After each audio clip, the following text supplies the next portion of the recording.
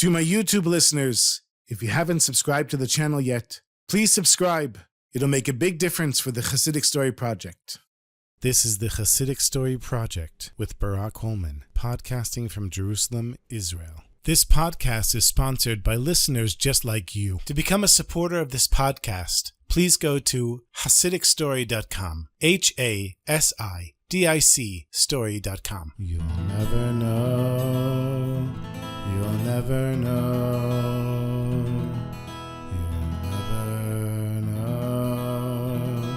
You'll never know. Reb Meir Premishlan was one of the great Rebbes and great Tzaddikim, and he was well known throughout Europe and the Jewish world. And so not only did simple Jews come to Reb Meir, but even Tzaddikim themselves would come to the Holy Rebbe to ask for advice. And one time, a certain tzaddik came to Reb Meir and asked for a blessing, a bracha, to move to Eretz Yisrael, the land of Israel. And at first Reb Meir said to him, "But if you leave, who's going to do your holy work here in Ukraine?" And the tzaddik said that he spent most of his time sitting and learning, and that even though he was involved in community matters, there was a respectable rabbi who would take over for him. And he wanted to spend his final days in the Holy Land learning Torah. So Reb Meir asked him, "And how do you plan on raising the money to make the trip and to support your family when you get there?" And the tzaddik said he was planning on spending the next few months going around collecting money from family members, community members, anybody who knew him. He said, "For sure, when I tell them that I'm planning on moving to the Holy Land, I'm sure people will give generously." Reb Meir says out loud, you're a tzaddik, you're a Talmid Chacham, you're a Torah scholar. And you shouldn't be spending your time walking around collecting money, because if you do that, you're not going to have time to learn Torah. What's going to be with your Torah learning during those few months when you're collecting money? I would advise you not to go, because it would be a waste of your time, but I can see how determined you are. And so in that case, why don't you let me make a suggestion? Stay here for a little bit of time with me, and I will raise the money for your traveling expenses. So the visitor thought for a minute, and he said, "Sure, I'll be happy to stay here, especially if you're going to raise the money for me." And the tzaddik was about to leave the room, but Reb Meir raised up his hand, and he signaled to him to stay. And then he told his attendant, his gabbai, "Call in the next person." The door opens, and clearly a wealthy-looking Jew is standing there. And he was about to enter when he sees that the tzaddik, who came to get a blessing to go to the land of Israel, is also standing there. And so he stands at the threshold of the door. He's not sure, should he go in? Should he stay out? Was Reb Meir finished? Even though the attendant had told him to go in,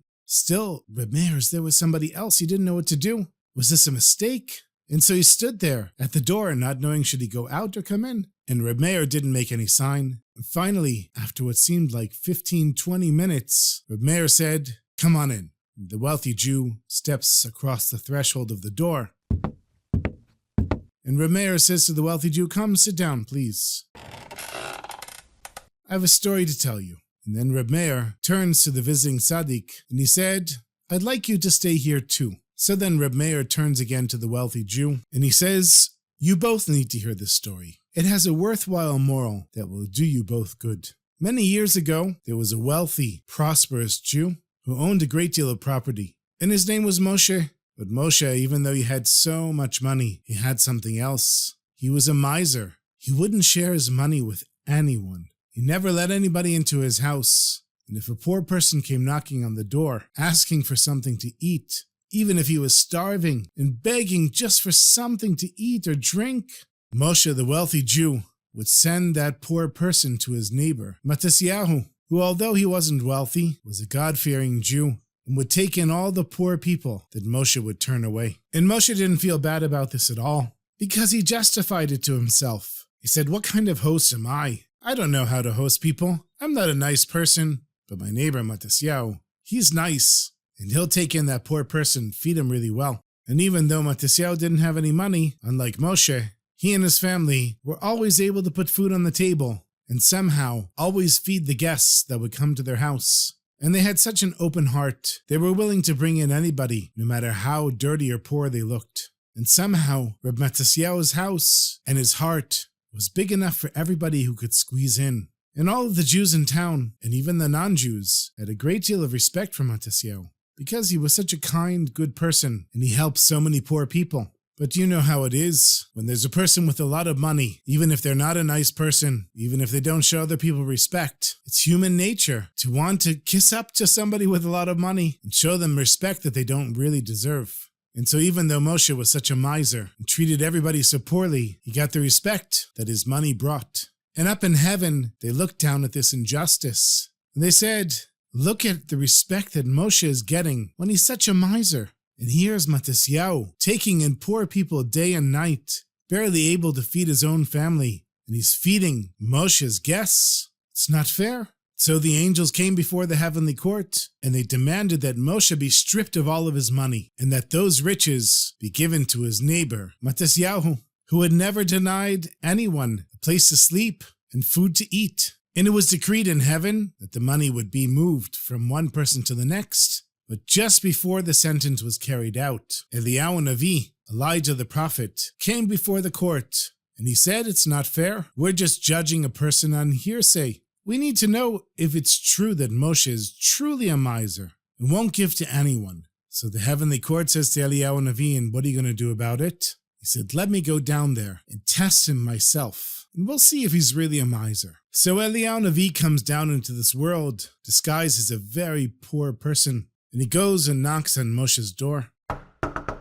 And Moshe wasn't home, so a servant answers the door. And he sees this poor, dirty, ragged, shivering Jew. He's freezing from the cold. And the servant says, get out of here. You're not allowed to be here. We don't take your kind around here. If the master of this house comes back and sees you, he'll kill you with his own 2 hands. He's not a nice person. He's really a cruel person. Trust me, for your sake and my sake, get out of here fast. If he finds you here, he'll throw us both out. The servant tried to slam the door, but Eliyahu had put his foot in the doorway, and the servant couldn't close it. And Eliyahu Navi, pretending to be this poor Jew, he says, I promise you, I won't eat or drink anything. I'm just freezing, and I need to warm up from this freezing cold outside. Let me come inside and sit by the fireplace for a few minutes. That's all I'm asking of you. But the servant said, no way, you can't come in. And he's trying to close the door on Eliyahu Navi's foot when Moshe himself came back to the house. He says, what's going on here?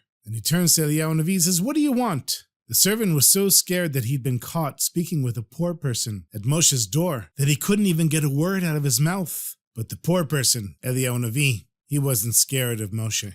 And he said, I asked your servant if I can come in and warm up. That's all I wanted. And maybe a little glass of schnapps to warm my freezing bones. Look at this beautiful house you have. For sure you can let me come in and warm up a little bit. And Moshe says to Eliyahu Navi, you must be out of your mind. Do you know where you are? This is my house, and you don't come in my house. This isn't a charity, or a hotel, or a hostel. You don't just come in here to warm up.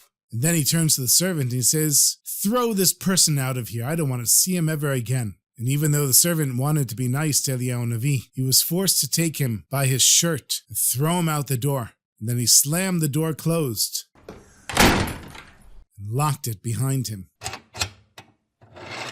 And Eliyahu Navi stood outside in the freezing cold, crying and begging to Hashem, please, let Moshe have second thoughts about what just happened.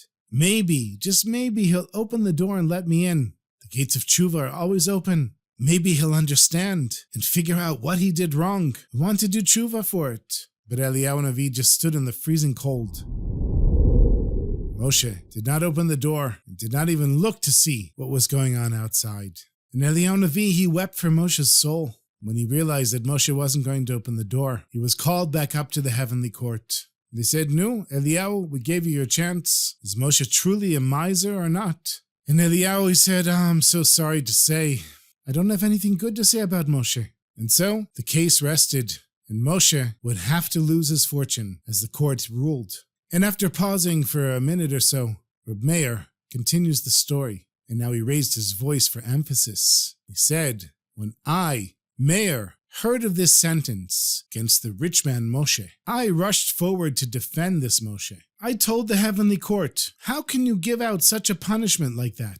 To make a rich man lose all of his money without warning him? That's not fair. And Reb Meir told the heavenly court, I want the opportunity to warn Moshe. It's not fair to trap him like a little fly trapped in a spider's web. How can you do that to him? You need to at least give him a little warning, something to shake him up. and give him a second chance. Because don't we learn from Pesach Sheni, the second Passover, that every Jew deserves a second chance? And so the heavenly court allowed Reb Meir to warn Moshe, the wealthy Jew, one more time before he loses his fortune. And now Reb Meir turns to the wealthy Jew who's standing there, and he says, if Moshe agrees to give 400 rubles to this tzaddik standing right next to me to pay for his travel expenses to go to Eretz Yisrael, and if Moshe promises to do tshuva and mend his ways, then Hashem will grant him a second chance. But if, chas v'shalom, God forbid, Moshe ignores this warning and insists on being a miser, even now, and treating people with such disrespect, even though he's been warned, then Moshe will lose his fortune and have to go around collecting money just to feed himself and his family for the rest of his life. Then Reb Meir was quiet, and he turns to the rich man who was sitting on the chair, and he says, Moshe is here right now. Let's ask him what he says. The rich man sitting on the chair couldn't speak. He started crying, and then he fainted and fell on the floor. The Rebbe said just to wait for him to wake up, and when finally he came back to consciousness, he turned to the Rebbe and he said, You're so right, Reb Meir. You're so right, Rebbe. That's exactly how I behaved, and that's exactly what happened. I'm a sinner, Rebbe. I'm evil. I've hurt so many people, and I behaved like I was doing them a favor. I thought they'd be better off by my neighbor, but I'm the one who turned them away, and I'm the one that hurt them so much, and I'm the one that didn't help them. Please, Rebbe, have mercy on me. I promise I'm going to do tshuva. I promise I'll never behave that way again. And then the wealthy Jew reached into his pocket, and he pulled out a stack of bills, and he counts out 400 rubles for the tzaddik, and he gives more to Reb Meir, and he adds another 400 rubles for the tzaddik, and he says, Please, when you reach the holy city of Jerusalem, daven for me and my family. And with all of this money, the tzaddik was able to go to Eretz Yisrael without having to waste any time not learning Torah to collect the money. And now Reb Meir gave him his blessing, and he said, okay, make sure the whole trip you're learning Torah. And when you get to the holy city of Jerusalem, daven for me as well. As for Moshe, Moshe went back home and put a sign on his front door that said, Achnasas Ochim, welcoming guests. He told the servant, everyone who comes to the door and asks for money, no matter what, gets 1 gold coin. Anyone who needs to be fed, you feed them on the spot. And he built a guest house so that people could sleep over at night. And in the middle of the guest house was a fireplace that all winter was open to anyone who needed to warm up. And he also went over to his neighbor, Matisyahu, and he told him the story of what happened with Reb Meir, and that Matisyahu was supposed to get Moshe's money. And so Moshe gave him half of his fortune. He said, we'll share in the mitzvah together. And of course, Matisyahu was so happy because not being able to put bread on his table was hard enough. Feeding other people, he didn't even know how he did it. And now he was able to live like a mensch. And he too expanded his house in order to host more people. And the 2 neighbors became a beacon of light. People would come from all over to spend Shabbos and Yom Tov with Moshe and his neighbor, Matisyahu.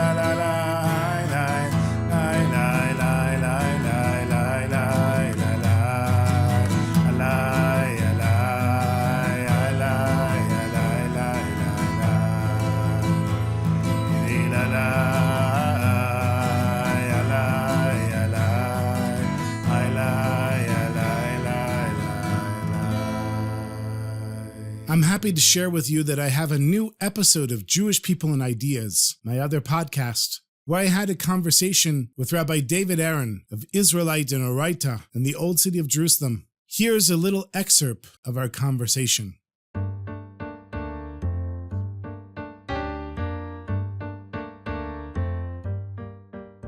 Rabbi David Aaron, a visionary educator and author, is the founder of Israelite and the Rosh Yeshiva of Oraita in the Old City of Jerusalem, Israel. He is the author of multiple best-selling books, including Endless Light, The Secret Life of God, Living a Joyous Life, and The God-Powered Life, published by major publishers such as Random House and Putnam. His teachings have reached millions of people around the world through his appearances on Larry King Live and E! Entertainment. Even though Rabbi Aaron and I both live in Jerusalem, we conducted the conversation through Zoom because of the rabbi's busy schedule. We covered a wide range of topics, including who is God? Why would God care if I married a non-Jew? What is a meaningful life? The role of the Holocaust in Jewish identity, Jewish atheists and atheism, why Israel should matter to Jews abroad, and much more. So people want to live a meaningful life, but do people know what a meaningful life is? Like, what is living a meaningful life? Wow, great question. A meaningful life is the same as a meaningful word. What makes a word meaningful? If I were a word, I wouldn't really want to be hanging out in a dictionary. That's a place where I have potential meaning, but I want to be in a sentence. I don't want to feel that the guy in front of me and the guy after me just happens to share the same two letters. I want to be part of a story. I want to be contributing to a story. So a meaningful word is a word that's in a sentence, which is in a paragraph, which is in a chapter, which is in a book, which is in a series. And so too, a meaningful life is that I am part of a greater story. And that's called his story or history, because history is his story. And your story and my story is an episode in the meta story of his story. And that's when our life becomes meaningful. But when we don't feel we're part of anything, we're not coming from nowhere, we're not going anywhere, we're not contributing, we're not part of that which is greater than ourselves. That's the interesting thing about us. You know, when I was a teenager, I loved going to rock and roll concerts. And I remember my first rock and roll concert, thousands of people at this concert, and suddenly in the middle of the concert, everyone was holding a match. Now, today people hold their cell phones, but this is a desecration of rock and roll. What can I do? But in my days, people actually did that physical, lit Well, you also had a time limit with the match. That's right. There's a time limit. And so I didn't have a match, and I desperately needed a match. I have to be part of this. So I'm, excuse me, you got a match. And I finally had a match, and there I was holding my match. And I felt great until it got to my fingers. But I was holding that match. And only later on did I realize the meaning of that ritual. It was a ritual. And I understood it when I was invited to a Shabbat experience of 300 teenagers. And just before Shabbat, everyone was dancing and singing, and then they all lit their matches to light the Shabbat candles. And I remember thinking, this is so familiar, but I've never done this before. And then I realized I had done this before, that this was what I was looking for. I was looking to feel part of a reality greater than myself. I was really looking for Shabbat, but at a Black Sabbath concert. So we are all yearning. We all long to belong to that which is beyond.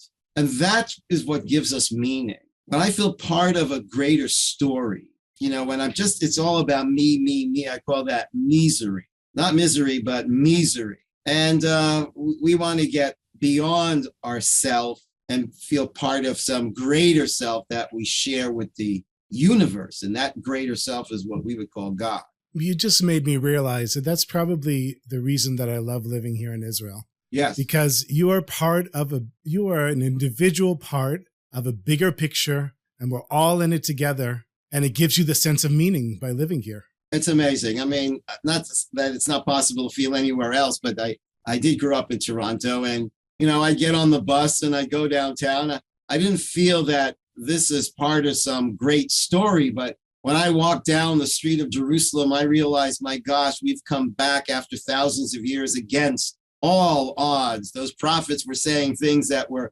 beyond ridiculous. And yet, looking back at it, how could they have known that we would actually come back and be here and rebuild this country? It's like we're part of an amazing story. And that's what gives you a deep sense of meaning.